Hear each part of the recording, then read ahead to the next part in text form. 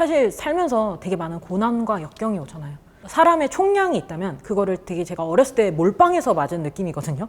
초등학교 6학년 때 집에 불이 난 뒤로 사실 이게 다 새 피부예요. 언제든 내가 사랑하는 사람과 집이 없어질 수 있구나. 만약에 나한테 똑같은 사고가 난다고 해서 죽는다면 어떤 걸 살면서 가장 후회를 할까?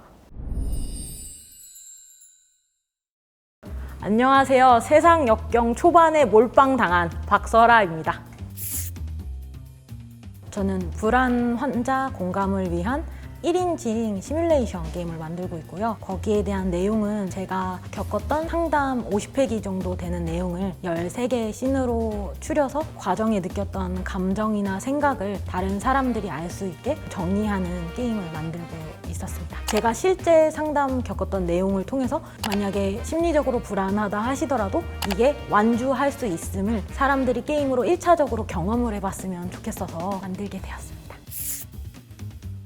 어렸을 때부터 천재지변을 많이 겪다 보니까 그때 불안한 감정을 겪은 상황이 정말 많았어요. 근데 이거를 남들한테 말을 할 수가 없더라고요. 왜냐면 직접 겪어보지 않았으니까 저한테 위로를 해주려고 하는 사람도 힘들고 저도 그걸 얘기하는 과정이 너무 힘들어서 그때 제가 했던 거는 비슷한 분들이 나랑 똑같은 뭔가 상황을 겪거나 감정을 겪은 분들의 책이나 콘텐츠를 찾아보는 식으로 그걸 해소를 했던 것 같아요. 내가 겪은 불안에 대해서 사람들도 이겨낼 수 있다는 걸 말하고 싶다라고 생각이 들어서 게임을 시작하게 됐습니다. 근데 만약에 내가 이 일을 하지 않으면 평생 이걸 후회하지 않을 수 있을까? 비슷한 상황에 사람이 이미 많은 걸 아는데 내가 이걸 해결하지 않고 버틸 수 있을까라는 생각을 해서 가장 하지 않았을 때 견딜 수 없는 것? 저는 밖에 못 나가는 사람들을 위해서 콘텐츠를 만들겠습니다. 앞으로 할 겁니다 라고 했을 때 저한테 너무 당연하게 혼자서 할 수 없습니다. 기술적으로 이게 불가능합니다. 사실 그때가 아니더라도 10의 9은 안 된다고 말해요. 혼자 할 수 없고 못하고 삶에 타협을 해라.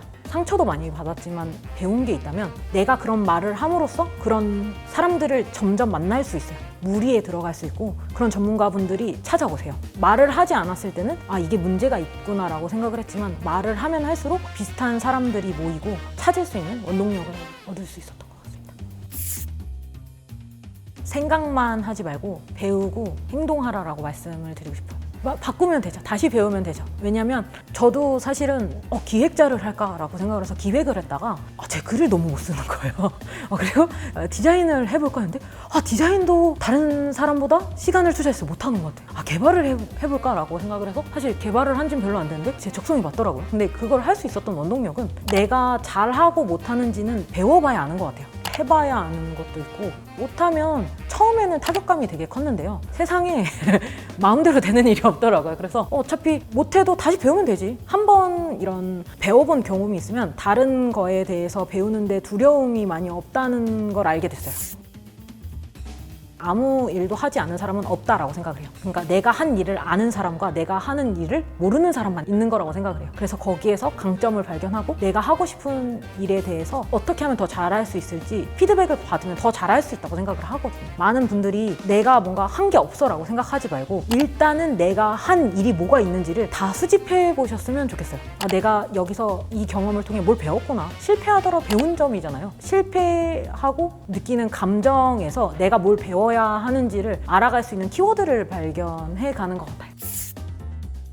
사실 이번에 나온 이유도 그렇고 앞으로의 계획은 사람들의 아픔은 당연하지 않은 거라고 생각을 해요. 그걸 해결해 가야 하는 분명한 목적이 있고요. 그거를 해결할 수 있는 위치에서 창작 활동을 하고 있지 않을까? 벗어나던가 아니면 뭘 해결을 하던가 질문을 많이 하셨으면 좋겠어요. 내가 이걸 어떻게 해결할 수 있는지. 가장 좋은 방법은 그걸 하고 있는 사람한테 물어보는 거예요. 어떻게 해결하셨어요? 왜 해결하셨어요? 그걸 어떻게 버티셨어요? 저는 항상 같은 질문을 해요. 세미나나 컨퍼런스 같은 데서 이미 잘 되신 사람들한테 인정을 받는 분들한테 물어봐요. 분명히 그 위치까지 올라오신 게 한 번 운에 좋아서 그렇게 되신 분들도 있겠지만 아닌 분들이 사실 더 많잖아요. 그 과정을 어떻게 버티셨냐 물어봐요. 항상 같은 질문을 했어요. 그때 저한테 거의 공통적으로 해주시는 말씀은 뭐냐면 내가 이걸 버틸 수 있는 원동력을 아는 거랑 그리고 내가 해온 과정을 알고 있기 때문이에요. 결국에 나만 아는 거예요. 내가 열심히 하고 있는지 아닌지는 나만 알아요. 남들한테 말해도 이게 통하지 않는 거기 때문에 그걸 인정해 준다?